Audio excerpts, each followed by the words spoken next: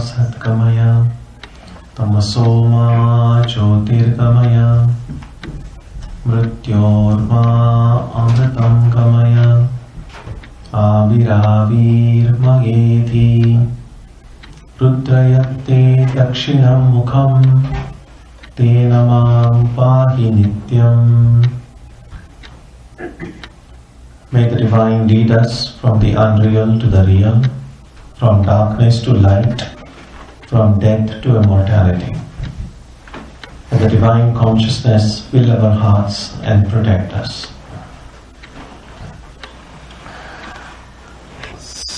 So we'll have these three talks on the past and present of these three founding lights of the Ramakrishna movement. So today we'll see a few ideas connected with Sri Ramakrishna and his past and present. So what do I really mean by past and present? It's a question that was asked in the Vedas. The words were Kasmai Devaya Havisha Vidhema. Who is this deity? Who is this divine being to whom we offer worship? So when we do the evening arati and the beautiful hymns that we sang, many of them were composed by Swami Vivekananda himself. So when we sing the arati, when we offer worship to Sri Ramakrishna, who is the one who is receiving it? Which Ramakrishna? So how many Ramakrishnas have there been?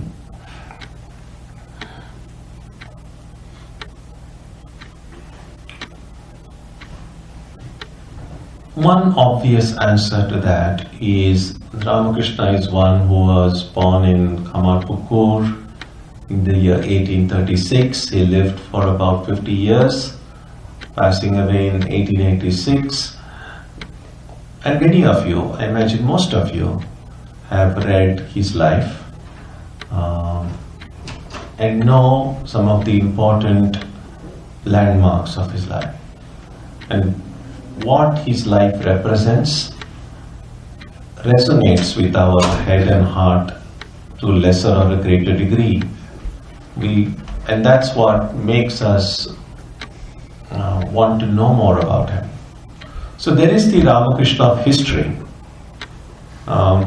In India, many history books, there is a mention of Ramakrishna. And Ramakrishna of the history is Ramakrishna who lived from 1836 to 1886.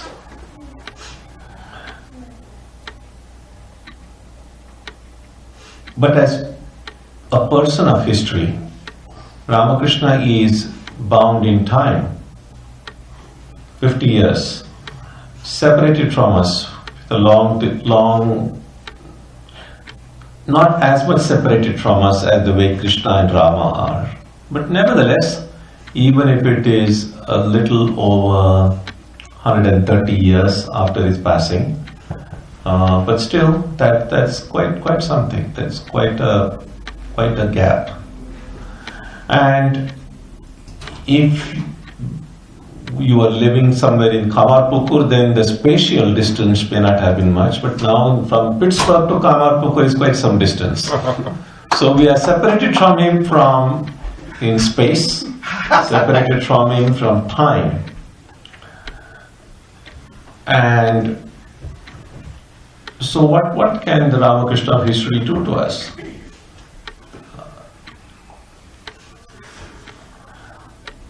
But we know that Ramakrishna lives in some way even today. There is one Ramakrishna who passed away. We don't have the physical presence. Even if you go to Dakshineshwar today, you get to see his room, you get to see the temple at which he worshipped, but you don't get to see him. Sri Ramakrishna had that experience. When he went to Vrindavan, he That was one of the few pilgrimages that he himself undertook.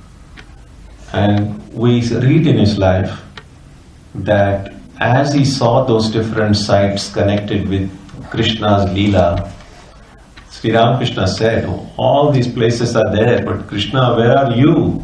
I don't get to see you. And that is the experience of Ramakrishna devotees as well. Go to Kamarpukur, there are places to see, that Pathshala, that school at which he studied,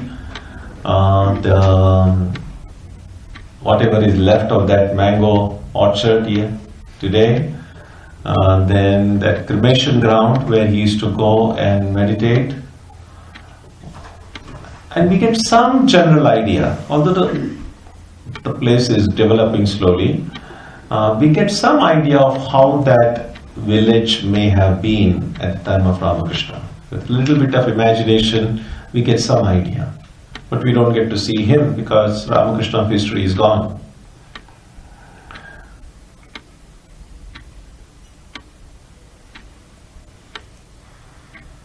But we know about him. None of us has met him physically, yet we know about him through books. So to know Sri Ramakrishna of history, we need books. And when you read a book about someone or by someone, and if you like that book, you want to meet that person. I remember years ago, probably sometime in early 90s, one book was recommended to me by a Swami of our order. Some of you may have heard about it or read it. It was called The Miracle of Mindfulness. It is by a Vietnamese Buddhist monk named Thich Nhat Hanh. And so I read that book. And I liked it very much. I liked it so much that I was hoping, how wonderful it will be to be able to meet that person who wrote that book. And as it turned out, after about, I guess, 5 or 6 years after I had read that book, I got the news that that author of that book, Thich Nhat Hanh, that Vietnamese monk, he was in fact visiting Chennai, which is where I was at that time. And he was going to give a retreat. There is a Theosophical Society there in Adyar, and that's where he was going to give a retreat. And because I was in Chennai, I thought, this will be a nice opportunity to go and see him. And I went and saw him. One of the things that I could share with you is there was a little bit of an apprehension when I went to see him. And the apprehension was that I had liked that book so much, and I had formed certain idea about who the author might be. And sometimes, sight unseen, you kind of form ideas about someone, and then when you actually meet that person, and that person appears to be so different from what you had imagined, then it's not such a good feeling. So that was the apprehension, that I love this book so much, and maybe when I actually see him, and somehow it just doesn't strike a chord, then that I might not like the book anymore. And as it turned out, actually when I did see him, it was wonderful.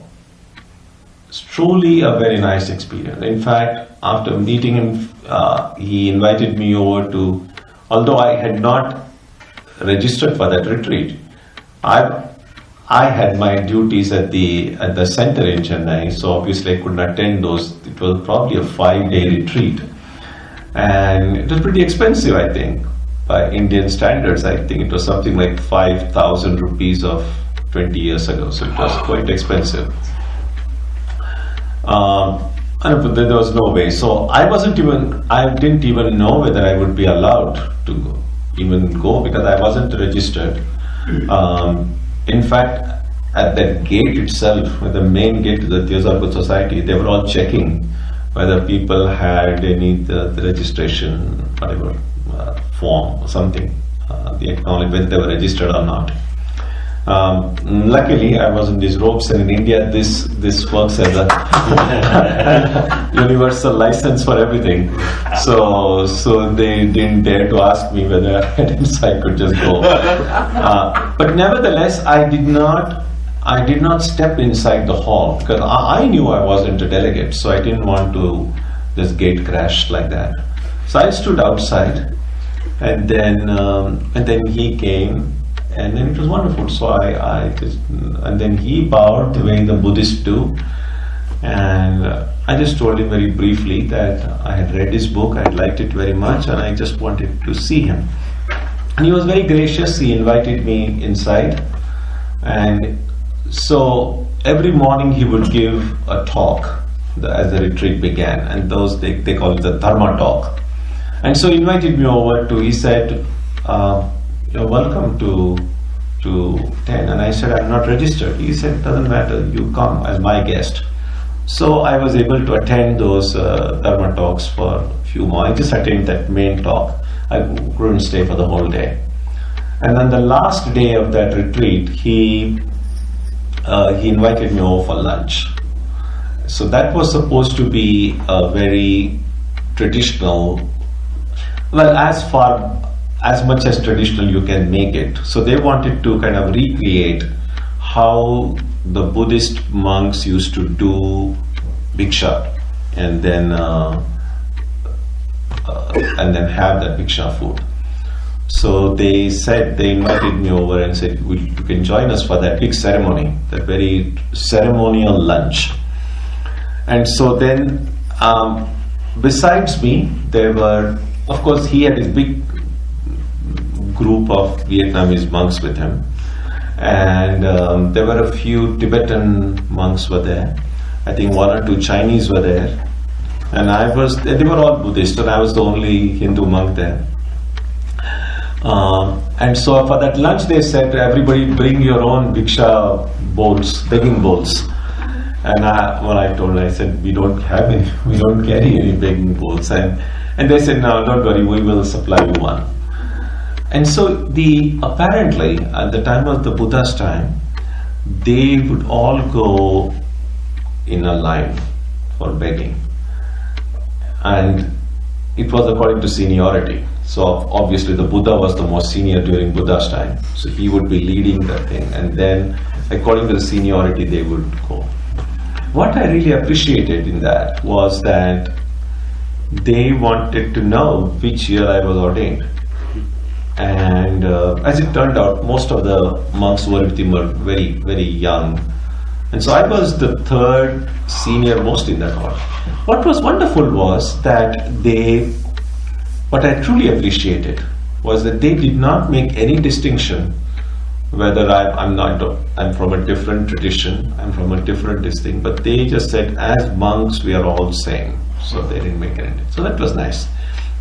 And so we had to carry the bowl, and then we had a ceremony. So I mean, this is really not a part of today's topic, but just now that I'm narrating to you what happened, I thought let me give you a few details. And years later then, I saw a video had been published of Thich Nhat Hanh's that tour of India. I think it was 1997 or 1996. And so in that tour, this ceremonial lunch was there, and so I was part of that whole video. A later discovery was done. Anyway, so why I mentioned this, well, there's one more little incident I can mention about that was, so while we were going to that place where the procession was to start, he was this very young Vietnamese monk. He was probably maybe just 20 or 21 years old. And so as he and I were walking together, and then he just looks at me, and then he asks me, he says, "Can I just touch you?" And I said, "Yeah, of course." And then he just kind of touched me and said, "You are the first Indian monk I ever touched." And anyways, it was very innocent, very, very, it was a very good experience. But I just mentioned this to show that after reading that book, I felt like meeting him. Now, luckily for me, because he happened to be where I was living, that space separating for time was gone, because he was already still living when I was, and the distance from space was removed because he was visiting the same place as I was. Like, we have to meet Ramakrishna after reading his book. How do we bridge this gap? He's separated from time. There's no way we can reduce that, as it at least appears now. He's separated from space. So the Ramakrishna of the past, Ramakrishna of history, has gone. We can never meet him. Luckily for us, we yet feel that he is still there with us. So who is this Ramakrishna who is with us? He is not the Ramakrishna of history, because he's gone. So in one way, Ramakrishna becomes real to us is through a different kind of presence, not the physical presence. So when we read the Gospel of Ramakrishna, when we read his life, when we read about his conversations, how should we read it?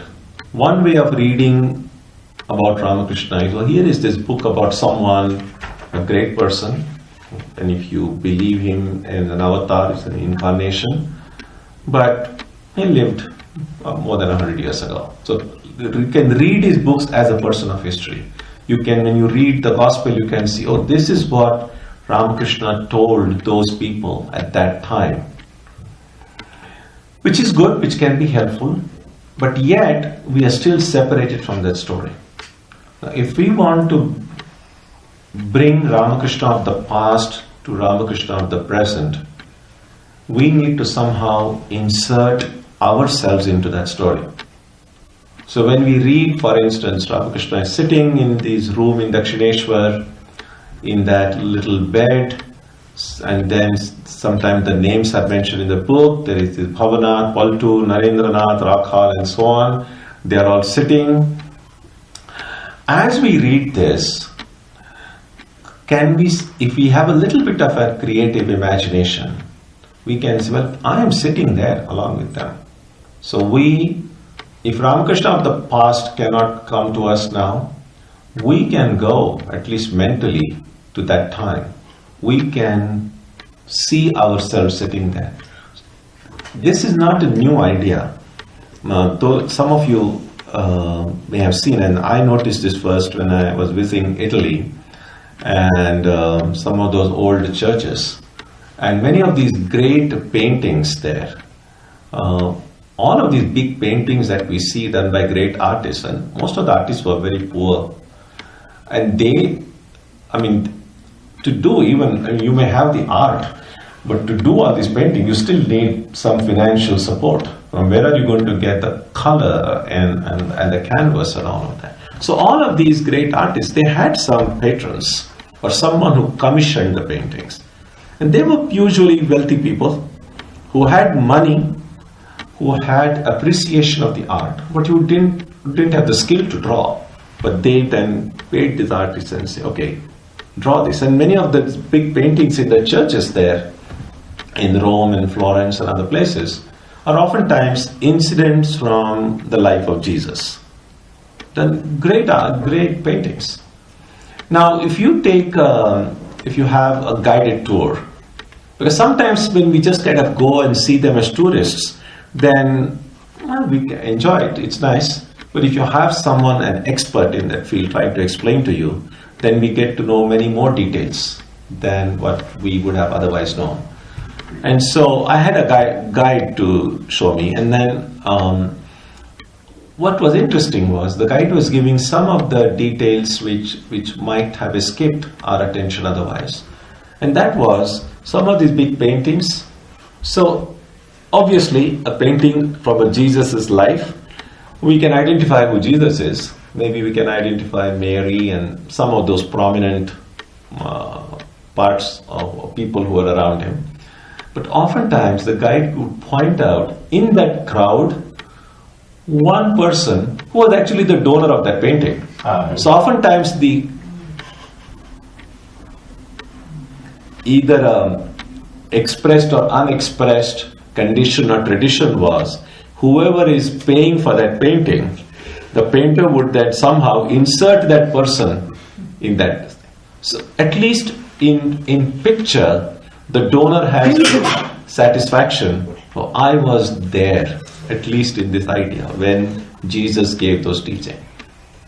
So when we read now Ramakrishna's conversations, rather than reading about, oh, this is what Ramakrishna told Narendra, or Ramakrishna told a group of devotees, can I insert myself into that room in Dakshineshwar?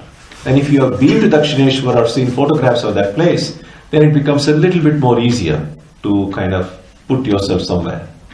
And then, when we read Ramakrishna's words, rather than seeing them as something that he told someone else, I can say, well, I'm now sitting in that room. And everything that he's saying it to me. Now, when you read the Gospel of Ramakrishna, and you read Ramakrishna's words, with the awareness that this is what he's telling me, it makes a big difference. Because then it's no more a Ramakrishna of history. Then Ramakrishna has become very personal there. Because then we are able to relate his words directly to us. That is how Ramakrishna of the past then can come in the present. That is how a person of history can become more real to me. That's one important thing to remember. So we see the living presence of Ramakrishna even before we may have had any mystical experience about him, through the lives of people who have been inspired by him. In fact, Swami Vivekananda said that this whole the Ramakrishna Mutt and the Ramakrishna Mission and all the centers that have sprung up in different parts of the world, everywhere, Swamiji said that this is the visible body of Ramakrishna. So today, Ramakrishna lives through all these great centers that have sprung up. In his words, his life, his form, his name is bringing inspiration to devotees and sincere seekers of God everywhere. So that is how then Ramakrishna of the past become the Ramakrishna of the present. And when we see the lives of people being transformed, our own life being transformed, then we know that the power that Ramakrishna was and is a living power. So the Ramakrishna of history educates us. Ramakrishna of the present inspires us. Because when we see someone whose life is changed for the better, someone who becomes a role model, then we want to know how did that person become that way? That's why sometimes suppose someone is celebrating their 100th birthday. Now it's not very common for everyone to live up to 100. We all would love to do that. But suppose there is a person and let's say at that age of 100, this person is in the best of health. So what kind of questions would a reporter or a journalist who is going to interview that person ask? And one would be, what is the secret of your health? What do you eat? What kind of exercise do you take? How have you managed to maintain such good health? We are curious, right? So similarly, we see someone who is very peaceful, very calm, very contented.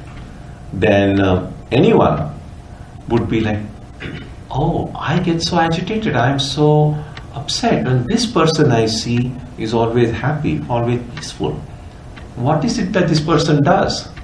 And then maybe you go and make friendship with that person, and then you come to know, oh, this person is derived his inspiration from someone called Ramakrishna.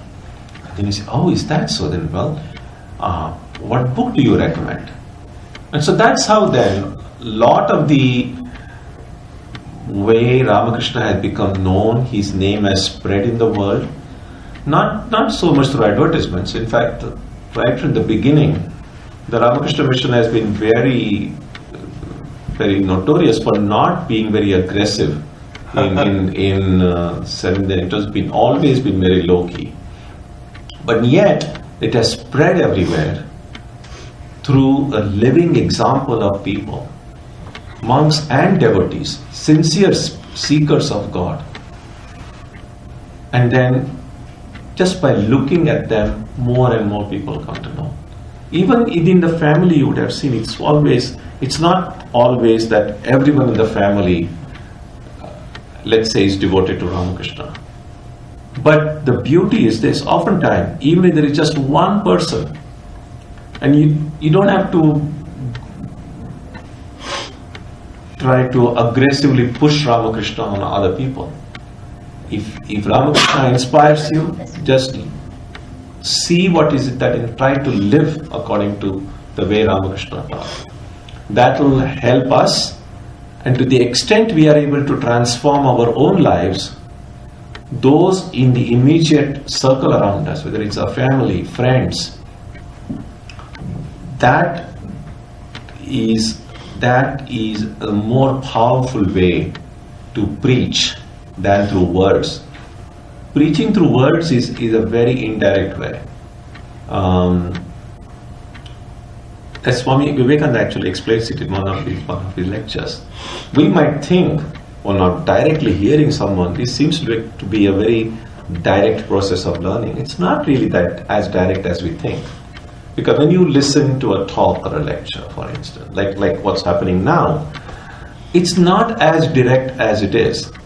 For instance, now, when a speaker speaks, there are certain ideas in the speaker's mind. Those ideas have to be put into words in the speaker's mind. Those words need to be uttered. When those words are uttered, the sound is produced. Then those sound waves enter into your ears. Then that sound has to be again interpreted by your brain. And because if you know that language in which the sounds have come, then the sound again becomes words, the words become ideas, and then you know what is being said. Now it just takes much longer for me to describe it. It seems very direct, but it's not so direct. It's thoughts, then words, the sound, then resolving back then into words and sounds. The direct would be, no words are necessary. Shankaracharya describes that in his Dakshinamurti Stotra, when he says, Kurostu maunam vyakhyanam shishyastu chinna samshayaha. The greatest talk, the greatest lecture is silence. And the direct knowledge that the teacher can transfer to a student without the need for words, with that the doubts in the minds of the student are dispelled. Now that's a very high form of teaching. No words are needed. For that both the teacher as well as the student have to be ready. The Upanishad says, Ascharyo vakta kushalosya labdha. The teacher has to be wonderful, the student has to be wonderful. Then there is the best transference of knowledge. In modern education, sometimes I don't know who exactly said this, could be Bernard Shaw or could be someone else, it doesn't matter. They said that this modern education is that mysterious process by which knowledge is transferred from the notes from the professor's book onto the notebook of the student without passing through the head of either of them. So the direct knowledge is no words are necessary. Nevertheless,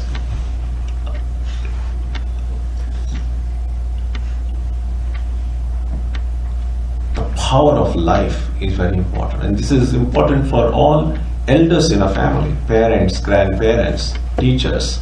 Because sometimes we think that, oh, this younger generation, they don't listen to us, they don't care for us. And this is not to say that verbal advice is not helpful. It does help, but it becomes powerful only when it is backed up by our own life. And therefore, the Ramakrishna of the past can be brought into the present through trying to live. So we read his books, understand what he says, and then try to practice it in our own life. Now, one important thing to be remembered, two actually, well, there are several, but let me see as they come to my mind. One is that not everything that Sri Ramakrishna said has to be relevant to us. We know that people of different age groups, people with different requirements came to him, and he taught all of them. So it's not necessary that every word that he spoke should be relevant to me. So if you read something from Sri Ramakrishna, and some things will immediately strike and say, oh yes, this makes sense. And some things will kind of maybe even leave you cold. It's like, okay, but it's not very relevant to you, which is all right. Everything doesn't have to be relevant. But what's important to remember is that even if something is not relevant now, it doesn't mean it will not be relevant 5 years from now, or 10 years from now. Sometimes it happens. Sometimes there is some situation in life, and suddenly you find a way to do it. And then you say, oh, many years ago I had read somewhere, and now I know what it means. So something which may not be relevant or which may not be clear at this moment might become relevant at some other time. So the first thing is, not everything has to be relevant now. The second thing is, not every question needs an immediate answer. Today we live in the age of Google, in which it seems relatively easy to find answers to questions. You just have to, if you've got a good search engine and a good online access, then it seems like there is nothing you do not know. And yet, answers which are gotten very easily are also very easily forgotten. If you have not, and some of the older generation will recognize it. Earlier, when you had to find some reference, you kind of go to the library, find out that book, turn. Sometimes the index will not be sufficient. You have to kind of keep on turning the pages and then find it. And if you have taken some trouble to find that answer, then it sticks with you for a longer time. So that is the second thing. That is, we may have lots of questions in spiritual life. All of them have answers, but it's not necessary that I should have answers to all of them at this moment. Even if I was given all those answers, either I would not remember them or I would not understand them. Thirdly, even if I get these answers, don't cling to those answers too tightly. Hold them a little bit lightly, because answers will, just as questions will evolve, answers will also evolve. And so, if and when we find a better answer, we should have the courage to let go of the earlier answers. That's what learning means. Learning doesn't simply mean going from not knowing to knowing, or sometimes we might say from error to truth. Swamiji said it's from lesser truth to a higher truth. So hold everything we know, hold it as a provisional understanding. Because as we grow and evolve, our understanding will improve and our answers will also improve. So the trick really is not so much finding an answer, but acquiring the ability to ask the right question. The Pandit under whom I studied when I was in Chennai is a very traditional Vedic scholar, and one of the best teachers I have met in my life. And so he was, whenever we used to ask him questions, and he had never gone to school, he He had studied in this Vedic Pathsala from his childhood. And so his mother tongue was Tamil, so he's a Tamilian, and he knows Sanskrit. He could speak Sanskrit probably more fluently than his mother tongue. But he didn't know a word in English. And I didn't know a word in Tamil, and my knowledge of Sanskrit was very rudimentary. But that was the only mode of communication we had. And so I was lucky to have studied 12 years under him, and so I had to ask, even if I had a question, I would have to ask it in Sanskrit. But I had studied Sanskrit in school, so it wasn't that difficult. And after 3 or 6 months, I was able to speak Sanskrit fairly correctly. In any case, whenever I would ask him a question, he would not answer that question. He would first correct the question. Not just grammatically. I'm not talking about grammatical correction. So what he would say when you are studying a passage, I'd ask a question, and then he would say, well, a better question here would be this, not the one you are asking. So, and the beauty was this: when you refine your question, when you ask the correct question and keep on refining that question, oftentimes the answer is embedded in the question itself. So it's not so much about finding answers, it's about finding a way to rephrase your question, going on refining that question more and more until you will find the answer right there. And so that is the way, therefore, the Ramakrishna of the past can become present, that we insert ourselves into his story. Whatever he says to the people 100 years ago, I have to tell myself this is what he's telling me. And then whatever it is that seems relevant to me at the present stage of my life, I must somehow put it into practice. As Swami Vivekananda said, an ounce of theory is worth thousands of tons of practice. An ounce of practice. An ounce of practice is worth thousands of tons of theory. So if we can practice even a little bit, that is worth much more than reading just a library full of books. In fact, reading too many books is not a good idea. It makes us parrots. We can then, maybe if you read too many books, you can impress a lot of people, kind of make them feel you know such a lot of things, but that doesn't give any indication of where we are in spiritual life. So that is then Ramakrishna of the past bringing him to the present. So the present Ramakrishna we see through his power that is manifesting through these different centers, through the lives of people and so on.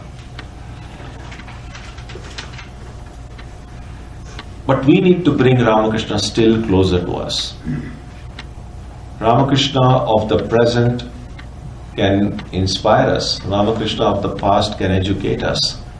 But Ramakrishna has to come still closer. Ramakrishna has to enter into our heart in order for that Ramakrishna to change our life, to make it better. It's just like a refining process. So the Ramakrishna, when Ramakrishna of the present enters into my heart, then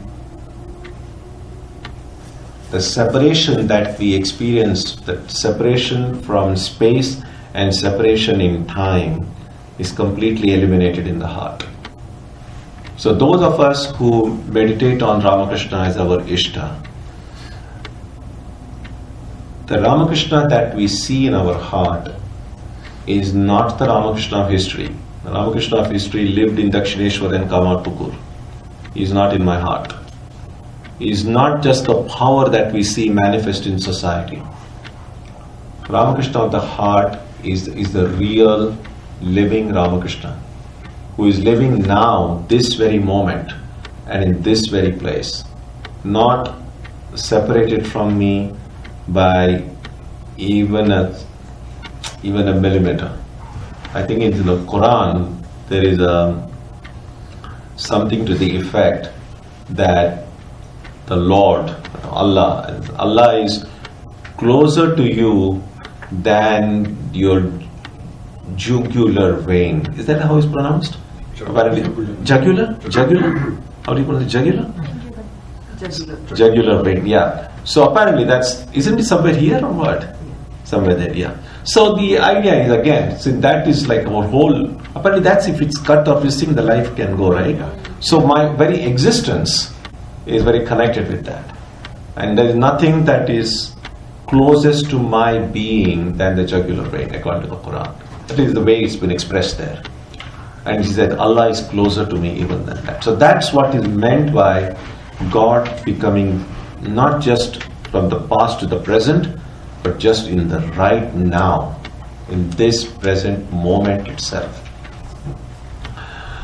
And so here is this thing, when we pray to Ramakrishna, when we meditate on Ramakrishna, who are we meditating on?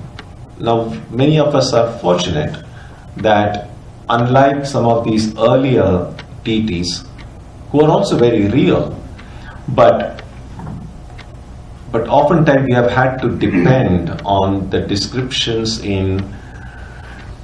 found in hymns and songs written by people who actually had the visions of those deities in order for us to figure out how Krishna may have looked, how Rama may have looked, how Shiva looks, and so on. But Sri Ramakrishna's case, we have an advantage because he is, in terms of time, very close to us. And thanks to photography, we have his pictures. So it becomes a little bit easier to visualize and imagine how Ramakrishna looked.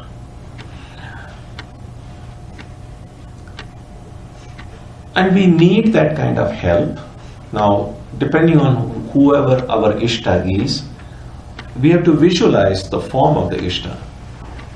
Oftentimes when those who were, say, meditate on Krishna or Rama, and maybe perhaps they have seen some picture of Krishna or Rama or some murti somewhere, which immediately resonates with them. So when they try to visualize, that becomes a help. So in Ramakrishna's case, we have his photograph itself. That becomes a help. But there is one very important point to remember, and that is a picture of Ramakrishna or a murti of Ramakrishna with which we feel a sense of connection can help us visualize Ramakrishna in the heart. But when we visualize him, we should not visualize the murti or visualize the photograph. We have to visualize the living Ramakrishna. Because by that I mean, we are not meditating on a picture. We are not meditating on an image. We are meditating on the real Ramakrishna in the heart. The two are different.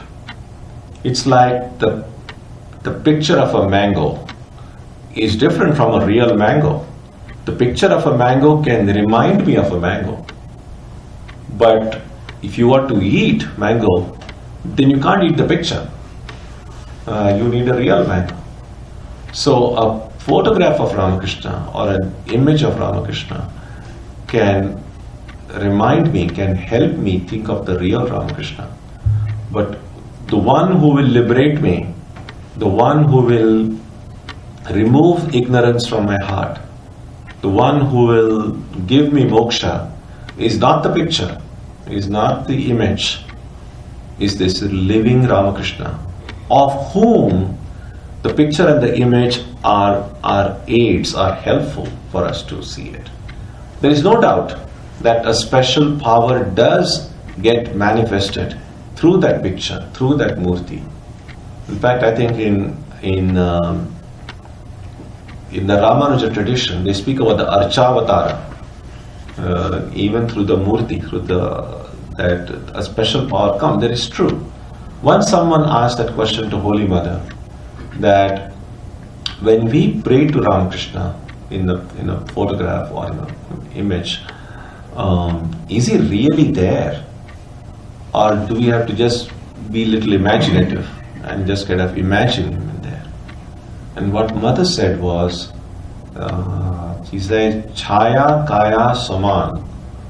She said that the Ramakrishna and his representation are one and the same. And then she adds this, that if you regularly stand or sit before the picture of Ramakrishna and pray there with faith and devotion and prayer, then Ramakrishna manifests himself in a special way through that picture or through that image. So it's true that a special power does get manifest through it. Even then, when we are meditating or praying, don't think of the picture, don't think of the murti. Think of Ramakrishna as Ramakrishna was, the way you would have seen him if you were sitting there in his room in Dakshineshwar. See him as filled with light in that Arati hymn which you sing every evening. Swamiji refers to Ramakrishna as Chit Ghana Kai. Chit is consciousness. Ghana is concentrated. Kaya is the body. So he says the body of Ramakrishna is pure consciousness concentrated. We know one of the Mahavakyas, the Vedas, says Prajnanam Brahma. Brahman is pure consciousness. So that infinite reality, in fact the only reality, is pure consciousness. Now, that is who we are too, but it's difficult for us in our present state of evolution to see consciousness as it is. And therefore, for our sake, that which is infinite apparently becomes finite. That which is very subtler than the subtlest apparently becomes more tangible. And that happens through the Chit Ghana Kai. If that infinite consciousness were to take a form, if it were to be concentrated, then that would take the form of Ramakrishna. That's how a devotee of Ramakrishna sees. Not that he is different from that infinite consciousness, but that same infinite consciousness had become tangible for my benefit. When we make an effort to see that real Ramakrishna in our heart during prayer, during meditation, during puja, a time comes when what in the beginning might seem to be a creative imagination is no longer imagination, it becomes very real. So there are two kinds of imaginations. One is imagining the imaginary, and second is imagining the real. Now, no matter, you can imagine the imaginary for thousands of years, you're never going to realize it because it doesn't exist. It's just imaginary. But there is such a thing as imagining the real. Because sometimes we say, oh, I just close my eyes and I just see darkness. Now what do? Well, what I do is then I have to imagine Ramakrishna there. And in order to imagine, I have to take help. I need help. And a picture, a photograph, and it can be help. Whatever I have read about him can help me imagine. Now that imagination will become real only if it is really real. And so imagining the real will ultimately give me the perception of that real. So when we are imagining Ramakrishna in the heart, know that he is there. I am not able to see him, that is why I am imagining him. Now that process of imagination is really a form of thinking. But thinking itself is different from meditation. Meditation, really speaking, is seeing. Meditation is not thinking. Swami Vivekananda said in one place, he said, don't seek God, see Him. Which seems to be a very, well, think about it this way. We say God is everywhere. The problem is we don't see God anywhere. How come someone who is everywhere can't be seen anywhere? And so that is why the idea is, well, if I can't see Him anywhere, at least let me try to see Him in one place. If I can see Him in one place, the hope is I might then be able to see Him in 2 places, then 3 places, and gradually everywhere. And the best place to see Him is the heart. And so we close our eyes, and we oftentimes, most of us, just see darkness. Then the next best thing we can do, well, what do you do if you can't see Him, is start thinking about Him, because thinking is what stimulates the imagination process. And when that thinking becomes one-pointed, that thinking becomes intense, at some point that thinking stops and seeing begins. Now, when exactly that would happen, how exactly that would happen, nobody can say. The best example to that is the process of sleeping. What do? None of us can will ourselves into sleeping. All that we can do is create the right conditions for sleep to come. And most of us, the right condition is usually a comfortable bed, switch off all the lights, make sure that there is no sound, and then just wait. What else can you do? Nothing else you can do. And then a lot of times then people will be just turning and twisting in their bed, and at some point sleep comes. Nobody so far has yet been able to know that, be aware at that exact moment they passed from that waking world to that sleeping world. But it happens. So just as that transformation occurs from waking to the sleep, we know it happens, we don't know when it happens, we don't exactly even know how it happens, but it happens.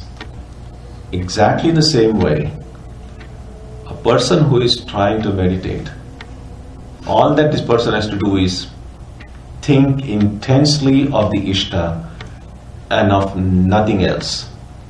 And what helps in that kind of thinking is a visualization. And in order to visualize, we need ideas, we need some material aid, a photograph of Murti can help, a form is helpful. Another aid for visualization is, which can prevent me from my mind getting distracted, is the right kind of sound, which is really what the mantra is. Mantra is a prayer. And it's not just kind of a randomly picked phrase somewhere. It's a phrase that is filled with power. The bija mantra, the bija, is a mystic syllable which yogis have seen in their high samadhi states, the word which carry tremendous power. The inner power of a divine form is embedded into that bija. And so the mantra is a very, very powerful sound. And people find difficult to concentrate because throughout the day we are hearing so many sounds, so much conversation, music and all random sounds, that when we sit for meditation, there is this big archive of sounds we already have, which interferes with the sound of the mantra, and that's how we get distracted. And it's not just the sound. We see so many forms. We see people, we see objects, we see things, there are memories. And so the divine form has to compete with all these other millions of forms. This divine sound of the mantra has to compete with all these other worldly sounds. And the struggle is therefore, can I tell myself for the next few minutes, I want to keep all these other sounds away. I want to keep all these other forms away. That I'm going to keep myself engaged in only the form of my Ishta and the sound of the mantra of my Ishta. Now this needs tremendous willpower, tremendous determination, needs faith, needs devotion, needs a tenacity of purpose. And this is thinking, this is a mental activity. But when we do it in a single-minded way, at some point, this thinking will automatically stop. You will never know when that thinking stops and seeing begins. And when you then see Ramakrishna, that will not be the picture, that will not be an image, that will be the real Ramakrishna of the heart. That will be the Ramakrishna of the now. It is that Ramakrishna who has the power to free me. It is that Ramakrishna who will free me from this samsara, give me everything that I seek. And so that is the journey we are called upon to make. The Ramakrishna of the books to seeing his living presence in and around us, in the society, in the people who are trying to live according to his teachings, and then bringing him still closer to the heart, and then seeing that living, real Ramakrishna. So those of us, much of what I have said today is not applicable only to Ramakrishna, is applicable to all of these great ones who are the objects of worship of any tradition. It could be Jesus, it could be Prophet Muhammad, it could be the prophets of the Jewish tradition, it was the Buddha, it could be Krishna, Rama, could be these deities, Shiva, Vishnu, could be Venkateshwara, could be the Devi. Divine manifests in infinite number of forms, in an infinite number of ways. So we respect and bow down to all those forms, although every one of us will have our own form. So we should not become like, you know the story of the Ghanta Karna, right? How many of you know it? Okay, yeah, so it's simple. It's not. So there is this story about a person who was a great fanatic. So he was, let's say, a fanatic devotee of Shiva, let's say. And so he could not bear to hear the name of any other deity other than Shiva. And so people, when they came to know, they used to tease him. So when he sees any other deity's picture or form listing, he would not even look at it. Then if somebody mentions any other deity or chants some other deity's name, he just close his ears. Then people started to tease him, as we find some people who have such peculiarities, then of course people around will make fun. So people then started purposely in his presence taking the names of other deities, and finally he thought, instead of having to close his eyes, then he tied two bells here. Whenever other names are done, he'll just move his head. Tan, tan, tan, tan, tan. So, Ghanta Karna, he'll say. So, in the ears, he put bells. Now, Shiva himself was extremely worried looking at this great devotee of his. That Shiva appreciated the devotion, but Shiva did like any form of the deity. They didn't like this fanaticism. To teach him, therefore, that all the gods, God is only one. All the forms may be many. So once when he was doing worship of Shiva, Shiva then manifested to him in the form of half Shiva and half Vishnu. Just to make him realize that one who you are worshipping is also, Vishnu is also included. But such was his fanaticism that he was using this incense. So he wanted that fragrance of that incense to go only into Shiva's nostril. So he closed the nostril of Vishnu in that thing. Now this is only a story to show that fanaticism can go to weird lengths. So while we may have our own Ishta, respect. That is what Sri Ramakrishna taught.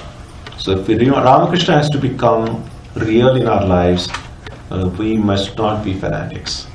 So all of what I said today is true for all forms of the divine. That they have a historical dimension, they have a living dimension, but when they have to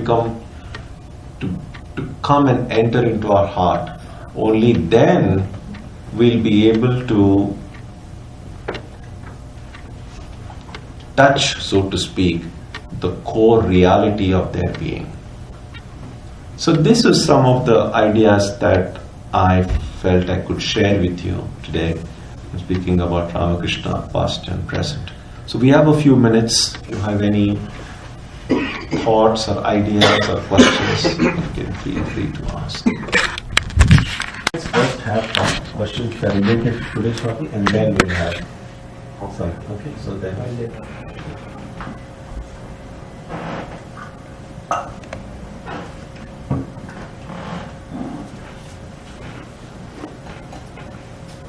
the question it's on. The question that dwells in my mind all the time is that, as you said, the form helps you to bring it closer, the divine that you are praying. And finally the goal is to realize you put it in your heart, or place it in your heart space. But then why it's still constantly,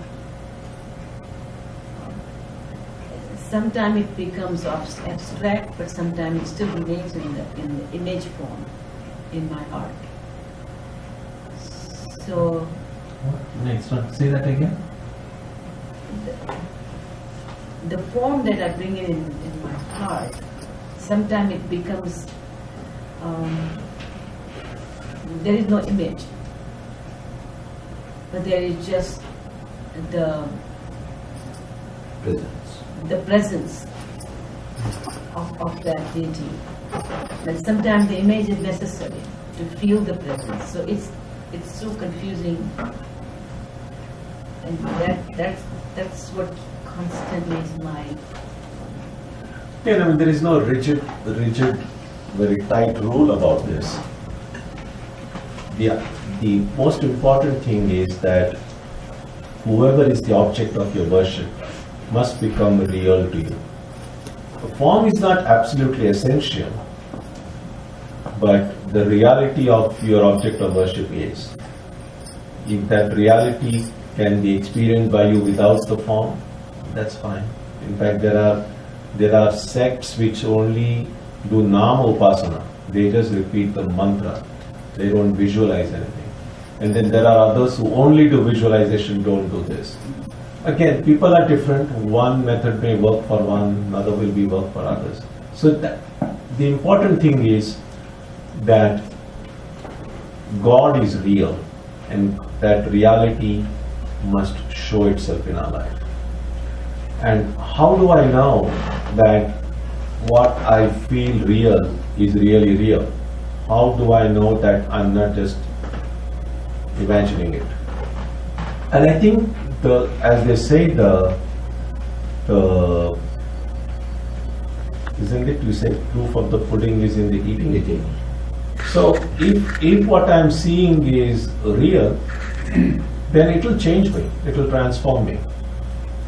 So if someone said, "Oh, I've been meditating for 30 years and I've had this great realization," and neither that person nor people around him find this person has changed at all, then probably it's not real. Because every spiritual experience, if it's a genuine experience, it will change us in some way. It may not be a change that is very visible at once. It could be a very tiny incremental change. But if it's a genuine experience, it will change us. And at least, if not others, the person will know inside that something has really changed.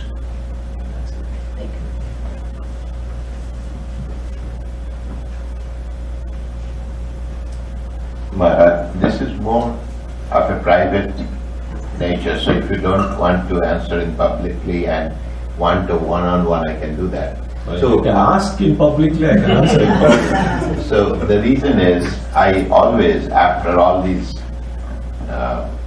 years of so-called practice, Sri Ramakrishna says, Hridaya Damgamarajaya. That means heart is a great place to imagine.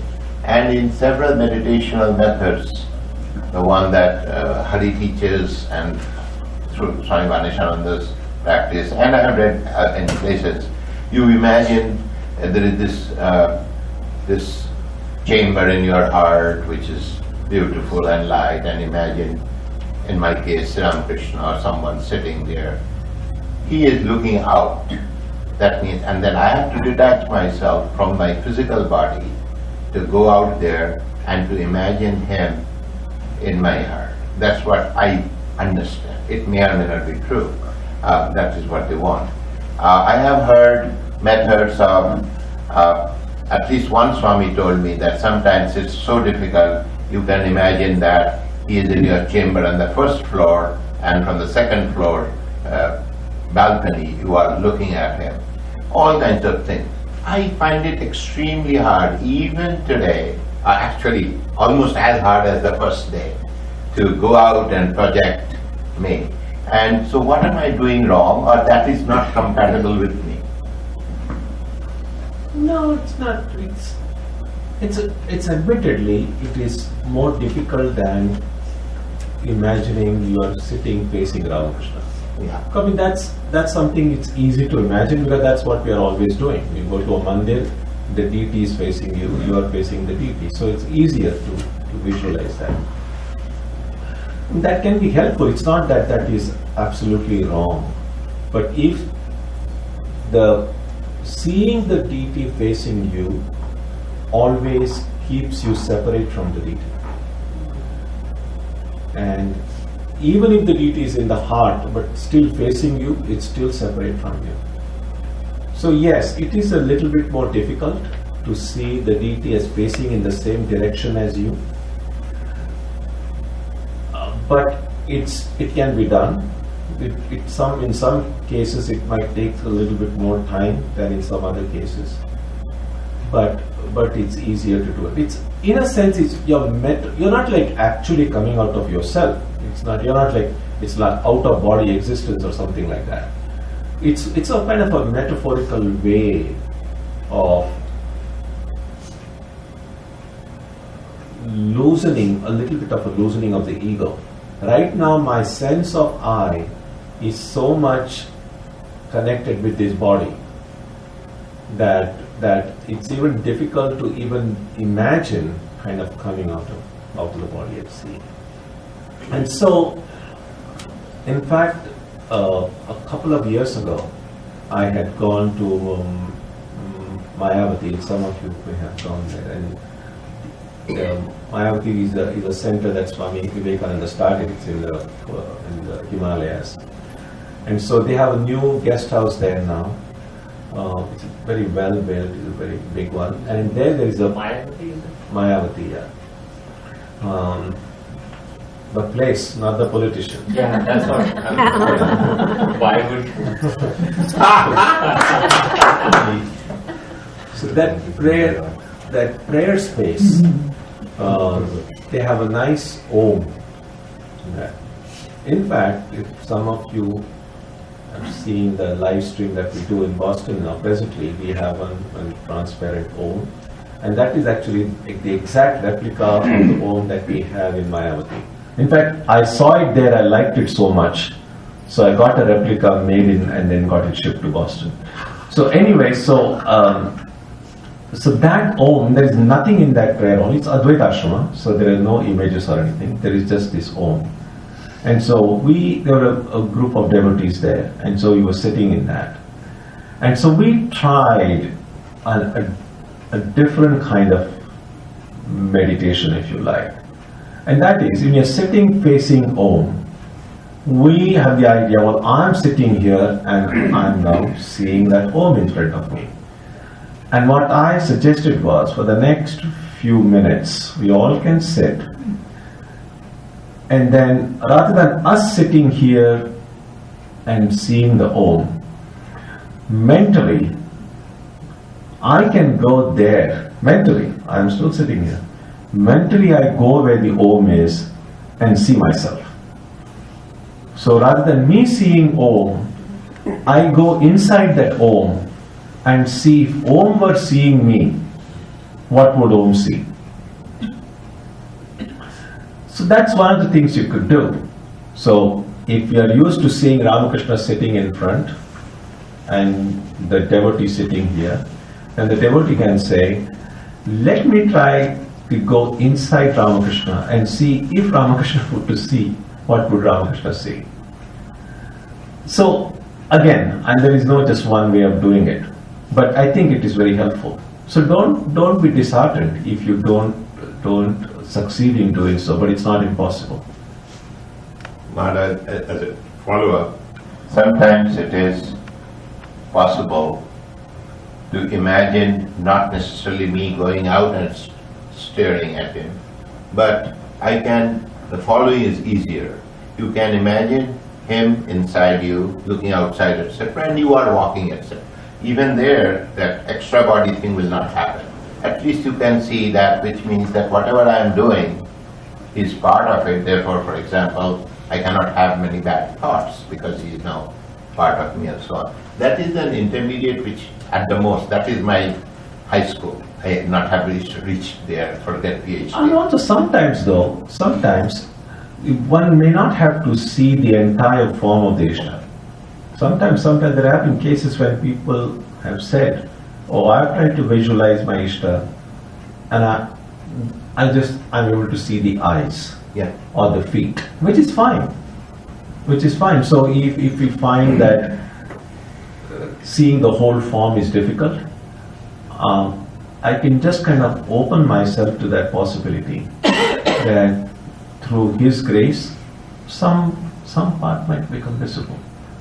I think even if we don't succeed, we just kind of keep on praying, and then He Himself will make it possible.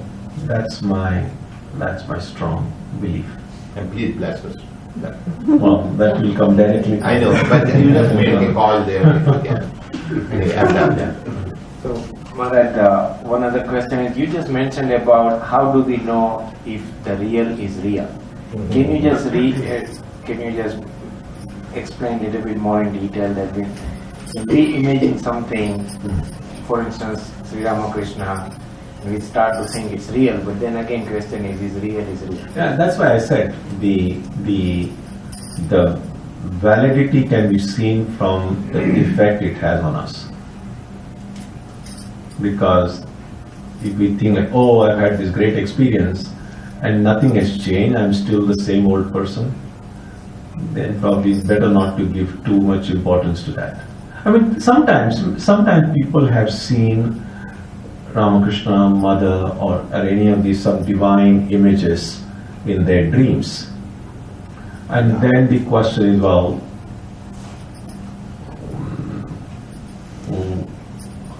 how wonderful is it, or what is it? What does it mean to see her? Now, seeing these things in the dream is good, because it just shows that those samskaras are there, those impressions are there, otherwise I wouldn't have seen them. But just because I've seen these things in dream should not be immediately bring us to the conclusion, oh, this is very profound spiritual experience. Because a lot of times people have seen a lot of things, but nothing has changed in their lives. So other than a little bit of encouragement that there are these good samskaras in my heart, which are manifesting in the form of these images in the heart, that is a positive side. But not everything that we see in dream should be mistaken for a great spiritual experience. Which is not to say that spiritual experience cannot occur in dream. There are definitely very spiritual dreams.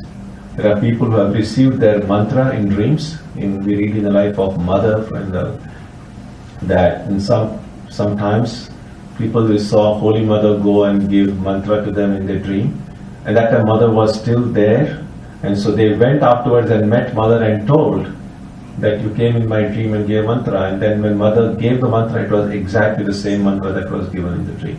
So there are genuinely spiritual dreams. But again, the same question, how do I know whether this dream is a genuine spiritual dream or just kind of an ordinary spiritual dream? Because there are at least 3 or 4 kinds of dreams. One dream is like kind of most common dream that we have, which is really a rehashing of everything that we have experienced in the waking world, comes again in the dream. Sometimes not in the same order. Sometimes, it's like, let's say you are reading a novel, and the book has become so old, all the pages have come apart. So when you're reading it, and then you're in a chronological way, that is in the waking life. Then suppose only it's a random page number 50 and 80 and 200, and you kind of read it, it won't make sense in the waking world. It makes perfect sense in the dream world. So in dream, the stories are like that. Some experience on the office, some in the family, some with friends, all kinds of different connections get made, which makes sense in dream. When you wake up, you think, oh, what a bizarre dream I had. So those are the most common forms of dream. But there are also prophetic dreams. Some people have had, they have seen things that are going to happen next day or next week or next month. So those are called prophetic dreams. And some dreams are really genuinely spiritual dreams. That is something really profound happen. And again, the only way to know is to know whether it has really changed me somehow. Yeah, that's the only way to verify it is to see whether it has changed me. Other than that, it doesn't mean much. Yeah. Just to add to this, when you're saying, You have to hold this. when you mentioned that the proof of that experience itself is that it changes me, it means that in the end it is the daily, for an ordinary person, it is a daily karma. The karma piece, which, whatever the way you look at your deity, let's say you talk about Swami Tyagananda, the principles of his when he was living and the way he was working, you work on the same principles. That's where. No. It's not about karma. It's about your understanding of yourself and understanding of the world around you. Now that might affect the way you do, but how will it change you unless and until you actually manifest it in your daily life? No. How you manifest it in a daily life, that change others can notice. But I don't have to do things differently in order for me to know I have changed. See, our own, like for instance now, if you are happy, you know your happiness. You don't have to smile and look in the mirror. Oh, I'm smiling, so I must be happy. Now, by your smile, others might know you are happy. But your own happiness, you don't need any action to know your experience of happiness. Okay. So knowledge and that inner transformation is like that. It's a matter of direct experience. You don't need to do anything to know it. But others might need to see you do it for them to know you have changed. I need to still think of. Yeah. Thanks. You have to ask your other question in a moment. Yeah. Sure, yeah. Yeah, and then I have another Okay. question.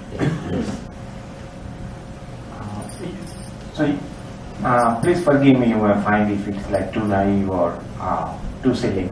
But like there are a lot of books and things like that I come across. So one question is, so if ordainer has ordained the whole world in order and what's going to happen, you think there is a precise order of what's going to happen in this world, or it has a randomness, there is an element of randomness in this world? Randomness. I believe in randomness. I mean, when you said ordainer, what do you mean by that ordainer? Like, this, like, whatever has, like people say that whatever has to happen will happen. So that means must have been preconceived at some point in time. Not necessarily. Why should it be preconceived? Whatever is to happen will happen. Why should it be preconceived? There's no cause and effect relationship. If whatever is to happen, in order for that, it doesn't have to be preconceived. So let me rephrase my question. So what I'm saying is this whole universe, the way it works, is it a pre-written movie script or it gets written on fly? Actually, if you want the real answer, there is no universe. Yes. You see. Now the problem is, I'm seeing it. And therefore, I have to make sense of it.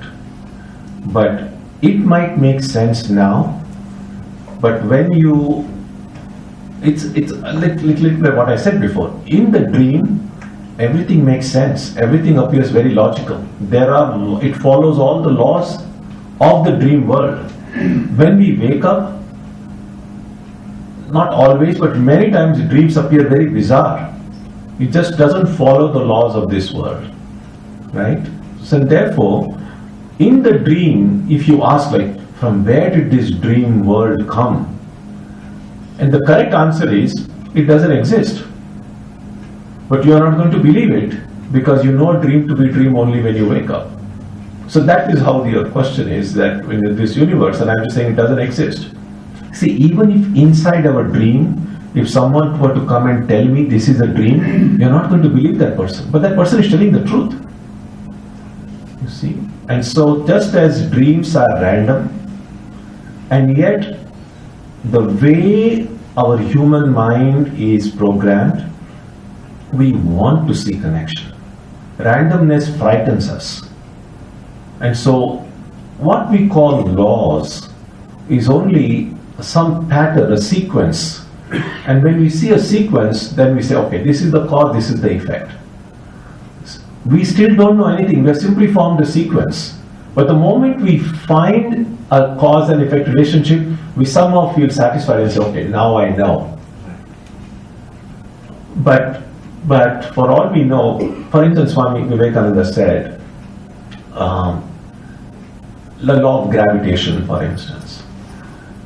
Now, nobody was there, say, 50,000 years ago, 50 million years ago, to see whether apples still fell from the tree, or whether there was gravitation still. But we go with the assumption that nature is uniform. If anything had happened now, it must have happened 10,000 years ago, a million years ago. But none of us have seen it. We don't have proof for it. There is no evidence for it. It's just based on the assumption. For all we know, things might have been very different a million years ago. Things might be very different. But at least during the span that we human beings are capable of imagining, thinking, or recording, it just seems like, well, there is some pattern. And so it seems to be like an ordered thing. Which is why it cannot be preconceived, because preconceived implies a very rigid system of laws. Anyway, but I mean, again, what I'm saying is not necessarily a very definitive answer. This is from one point of view. On the other hand, it might be more satisfactory to say, yes, God created this world, God has a plan for your life. And God knows that plan, you don't know that plan. And I think that answer is equally good. If that is the answer that resonates with me and can help me transcend my limitations, that is the right answer for you. Once Swami Vivekananda was giving a talk in San Francisco, and he said something, and then one in the audience got up and says, Swami, this doesn't make any sense. And then Swamiji said, Madam, this was not meant for you. And then someone got up and said, but it makes complete sense to me. And then Swami said, well, it was meant for you. So one good thing about Vedanta is that Vedanta never is not obviously not fanatic. In Vedanta says there is only one answer to it. Vedanta says, well, there are this range of answers, and just pick that answer that suits you best, because in the ultimate analysis, neither the question is tenable nor the answer. So it's okay. It's a little bit like when a grandfather is telling a story to their grandchildren. So grandchildren are about to fall asleep, and then sometime you have to kind of tell them some stories, some fairy tales.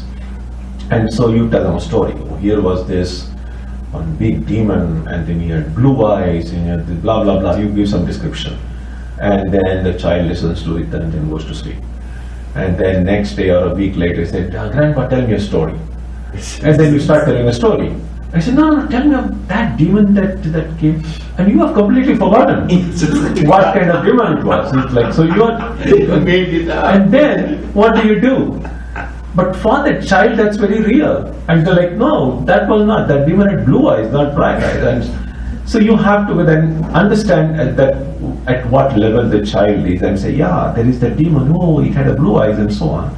Recognizing that when that child grows up, it should hopefully outgrow the need for that demons by that time. That's how when we grow up, some of the things that made sense at one stage, they were helpful at that stage, so we don't need to say they are useless. They serve their purpose, and then we need better and better answers for that. Okay, so you wanted to ask a question? Okay, last question. In that case, does anybody else? No. I'm deciding who has to ask the question. You don't decide. He's the creator.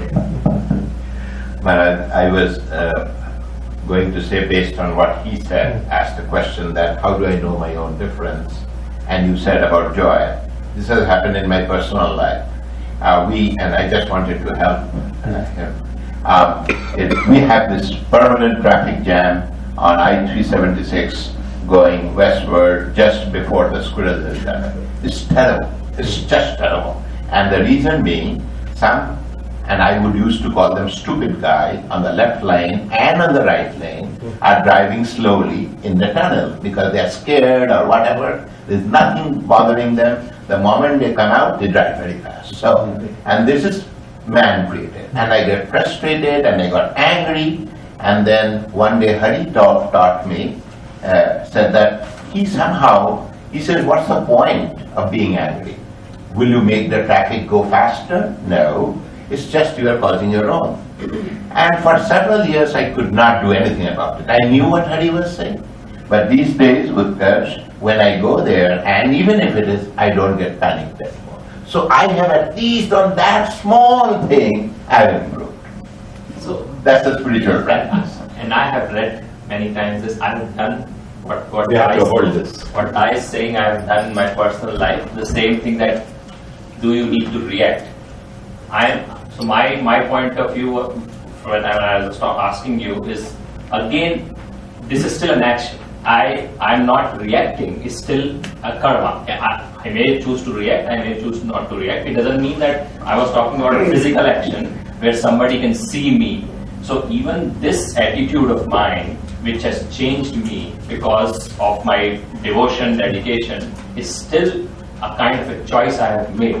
And then that's fine. But my point was very different. My point was to know that I'm irritated. yes, I don't need to do these things. That's what I was saying. Yeah. I mean, for others to know I'm irritated, there has to be some expression. Yeah. For me to know, I know I'm this thing. That's So thank you for today.